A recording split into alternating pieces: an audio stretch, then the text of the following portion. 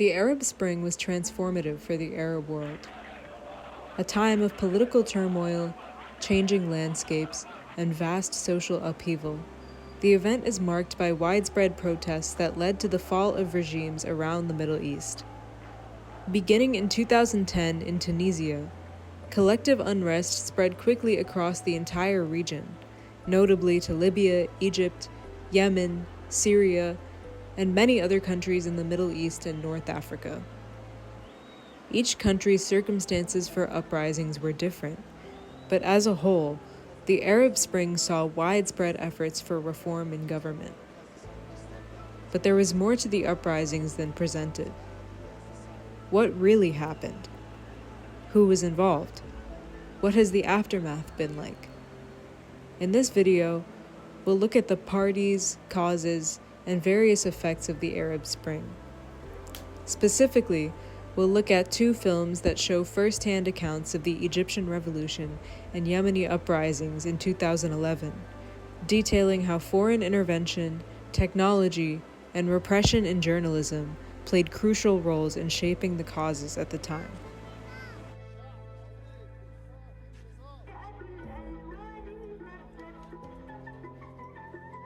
In December 2010, a street vendor in Tunisia set himself on fire.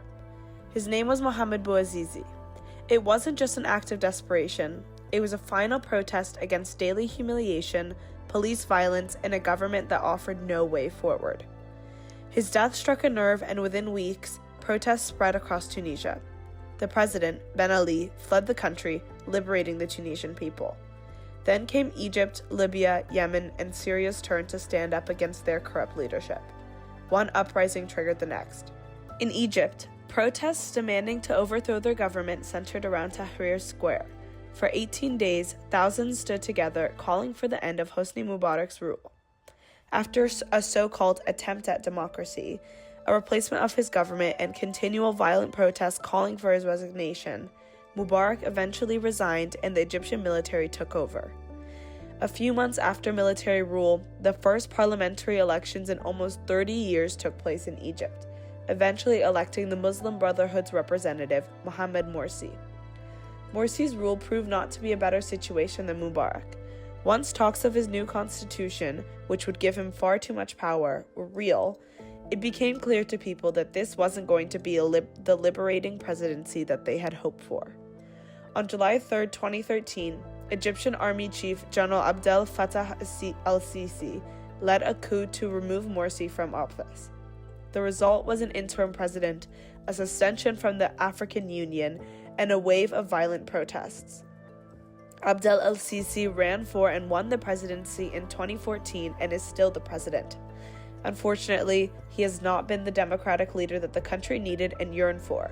Sisi leads an authoritarian government who routinely replaces other candidates to keep himself in rule, is considered a dictator by most independent viewers' standards, and some even say leads a more corrupt government than Mubarak did.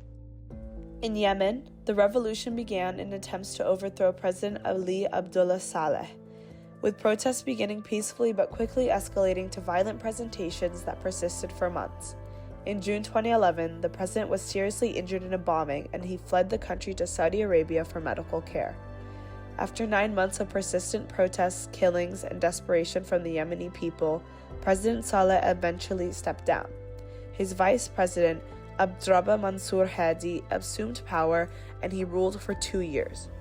But years of unresolved sectarian tensions and dissatisfaction with Hadi's rule caused the country to explode into civil war. The Houthis, an Islamic military group, took over the capital, putting Hadi on house arrest and forcing him to resign and dissolve his government. Saudi Arabia stepped in, launching a bombing campaign with U.S. support. What began as a call for reform spiraled into one of the worst humanitarian crises and a civil war that persists today. The Square, a 2013 Egyptian-American documentary by Jahan Nujaim, tells the story of the Arab Spring and the Egyptian liberation movement through first-hand accounts and documentation. The experience of the young activists who filmed this documentary are conveyed through various symbols, including the Center City Square, religion and political identity, and collective consciousness. The beating heart of Egypt's Arab Spring uprising against the regime starts and ends in Tahrir. Resistance, freedom, and siege all take place in the square, making a battleground of identity and nationality.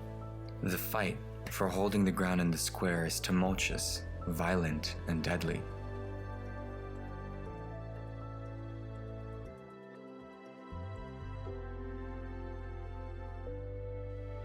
Religion is a symbol, a reality, and at times a constitution in the square. The Muslim Brotherhood believed that the Quran should serve as a constitution, while liberals argue that religion is in the heart. The religious divide reflects a deeper issue of class consciousness because the regime kept the Egyptian population fragmented to uphold control. However, the square becomes a place where collective consciousness starts to unveil itself because civilians see themselves as equals. Documenting the Arab Spring through film was essential for the global audience to learn and understand that resistance leads to liberation. This makes documentarians and journalists such a threat to regimes and often led to their death during the Arab Spring. Karma Has No Walls was directed by Sarah Ishaq. She was born in Yemen and moved to Edinburgh to study film for a large portion of her adult life. She returned to Yemen at the start of the revolution with the purpose of documenting the events unfolding in her country. The format of Karma Has No Walls is much shorter than The Square. The short documentary is focused on the events of one day during the revolution in Yemen, which occurred in March of 2011. The combination of raw footage and interviews depicted an encapsulating story of the revolutionaries.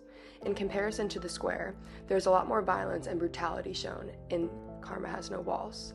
The on-the-ground footage was taken directly from two cameramen named Nasser El-Namir and Khalid Jahir. They were in Yemen's capital, Sana'a, on March 18th, participating and documenting the ongoing protests against the state. Key symbols in the film include the center city square as a site of resistance and the wall as a symbol of division and defiance in the face of death. The fall of Mubarak in Egypt helped ignite the Yemen liberation movement, which likewise started as peaceful protests and turned into violent repression, replicating the events in Cairo. Alongside these symbols of national division and political repression, the documentary reveals smaller moments of civilians eating, praying, and gathering together. These clips embody the unification of those participating in the movement and unveils the collective nature of the protests. A striking moment of the documentary occurs when anti-protest groups poured gasoline over the wall to set it on fire. In an attempt to control resistance, they kill revolutionaries, which only fuels the anger.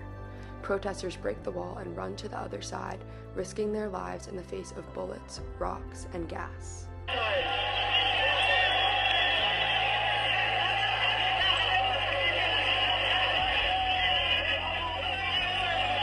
It was extremely challenging to film this short documentary due to the fact that the cameramen were recording as police, military, and other organizations openly fired into a crowd of protesters.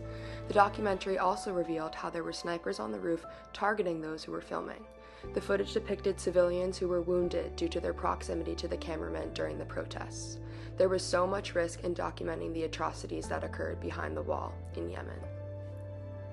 Karma Has No Walls provides a unique perspective to the Yemeni revolution and, similar to The Square, reveals how important video footage is in the portrayal of truth in instances of oppression. I didn't know much about the Arab Spring before watching these two documentaries and researching more. It was striking to see the level of violence exacted against civilians by their own governments, and also how those crimes were covered up. Repression seems to be a common thread in revolutions and popular uprisings, and it seems that whoever is in power will stop at nothing to cover up criticism of their system, even if that means senseless brutality against its own people. We see this same repression today in various social movements around the world. I think these documentaries are important lessons and remind us how to trust each other, how to remain patient in the face of change, and the power of taped witnessing.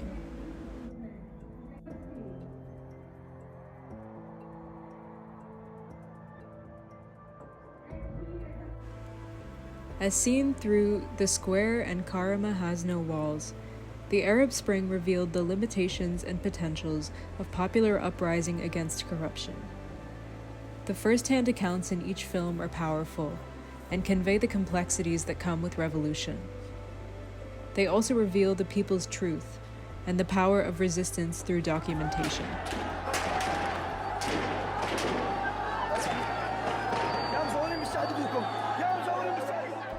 The Arab Spring resulted in significant changes for Arab society.